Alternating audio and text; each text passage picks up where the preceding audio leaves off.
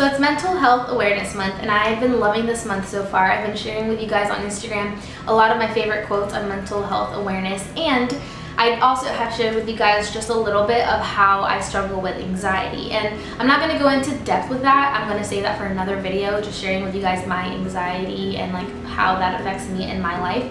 But I do have mild anxiety, and for this video I wanted to share with you guys some of my self-care tips, because I've noticed that these have helped me so much in my personal life with my mental health and keeping the peace and keeping myself happy and living the best life that I can is so important. And I want to go ahead and share with you guys a few tips where I can do that, and hopefully it helps some of you guys. So I'm going to go ahead and get started.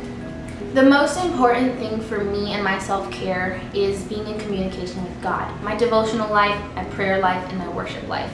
All of that is literally number one for me. If I know that I'm doing that on a daily basis, I notice that my anxiety levels are low. I know that if I'm worrying about something, that I don't need to worry because my thoughts are being realigned with God's.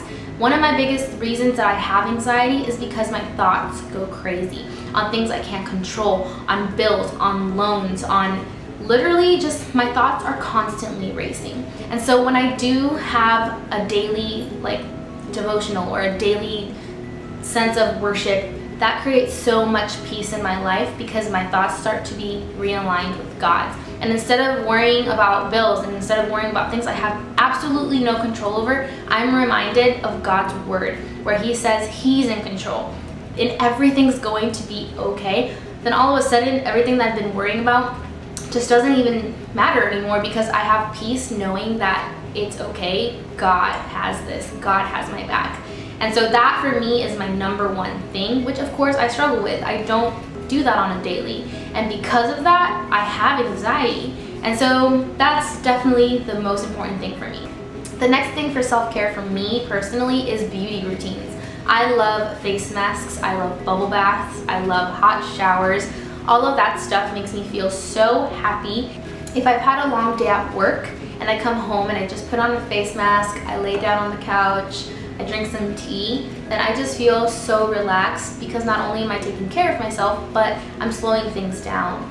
And also a big thing with face masks for me is scents. I love a good smelling face mask, or even just any kind of beauty product that smells really good. It seems to relax me, and I love that. Especially natural ones like natural oils and things like that that are placed into beauty products. That stuff super calms me down.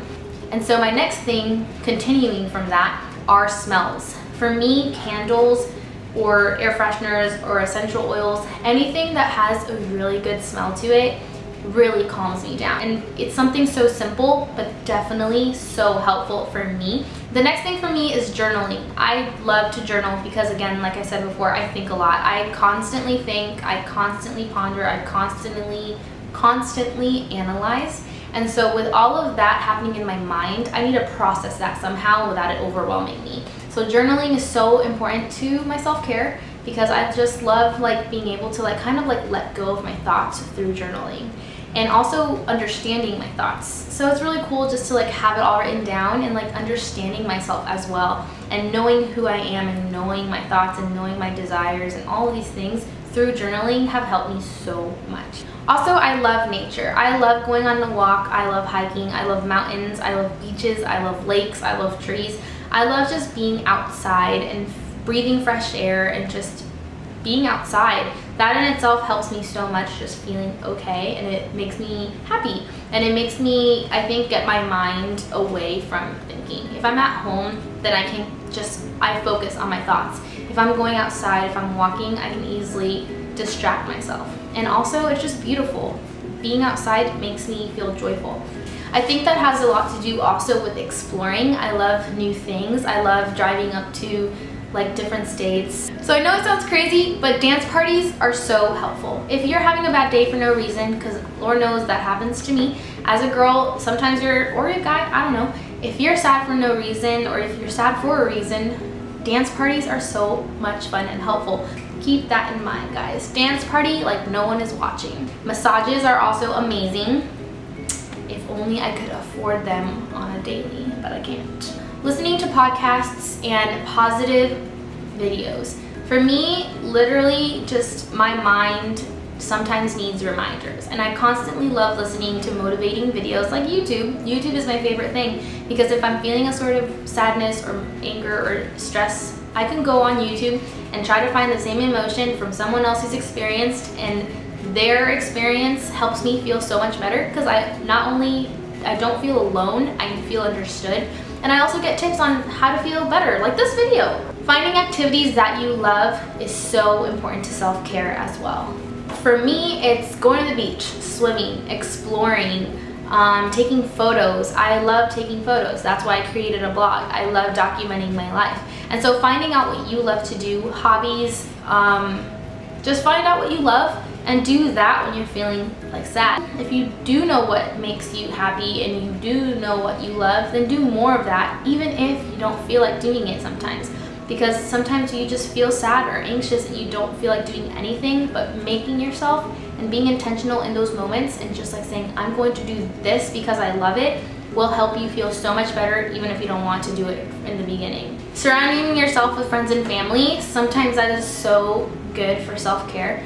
Just remind yourself that sometimes you don't feel like being with a friend, but if you're not in the best mood and you know being with a certain friend is going to remind you to be positive and be happy, then be intentional with hanging out with the right people and surrounding yourself with them, even in moments you may not want to, but you know are gonna help you in moments of not being happy. And so last but not least, especially for me, I love to talk to people about things that I'm going through. And so I know it's hard. I know it's hard to let people in, guys. At least for me it is. But talking to people about what you're going through, or about what you're thinking, or about your stresses, or about your worries, about anything, guys, talking about it helps because you are reminded of the fact that you're not alone. And you're reminded that you have people who support you and love you during all of that. Just talking about it and having people around you and just processing things with people is so helpful for self-care.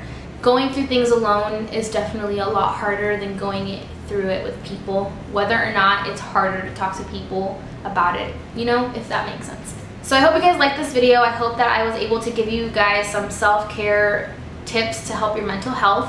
And let me know if you guys want more videos like this. I would love to share with you guys maybe some of like my people that I follow that are motivational and inspire me and help my mental health. So definitely let me know if you want to see more videos like this. Don't forget to comment down there if you do have any suggestions. Don't forget to follow me on my social media because I do post there a lot more than I do on here. And don't forget to subscribe for videos every 2 weeks, and I cannot wait to see you guys in the next one. Bye!